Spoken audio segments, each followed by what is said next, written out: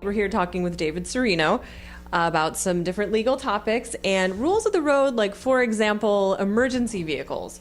Say the sirens are on, the lights are flashing, there's one coming in your direction.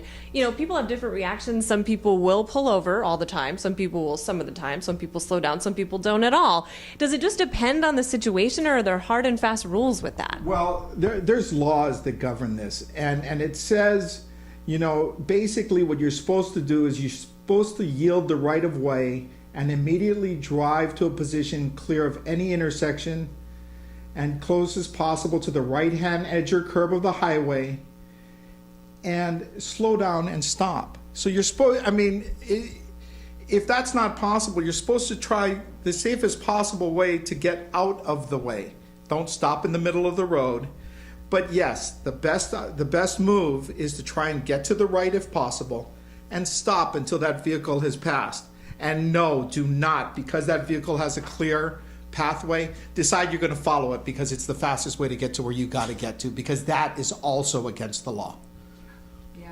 Well, and then what about if you see, say, a police officer pulled over on the side of the road? Is there an obligation, is there a legal obligation on your part as a driver in that case? Absolutely. If there is an officer on the side of the road helping somebody, change a tire. If there's a fireman on the side of the road, if there's an ambulance on the side of the road, a sheriff on the side of the road, your obligation is to, if it's a two-lane road, is to try and get into another lane and to drive as far away from them as possible that's safe for you. If you cannot do that, if it's a one-lane road, if it is impossible to safely change lanes, is to slow down significantly. What we want to avoid, what the law was designed to avoid, was people coming in and maybe an officer right next to the road getting killed because somebody decided they had to get someplace quickly.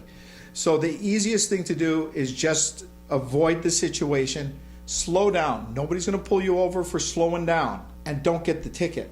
Because again, it's something that'll probably, even if it doesn't hurt you huge in the pocketbook directly, you can almost guarantee your insurance rates are going up.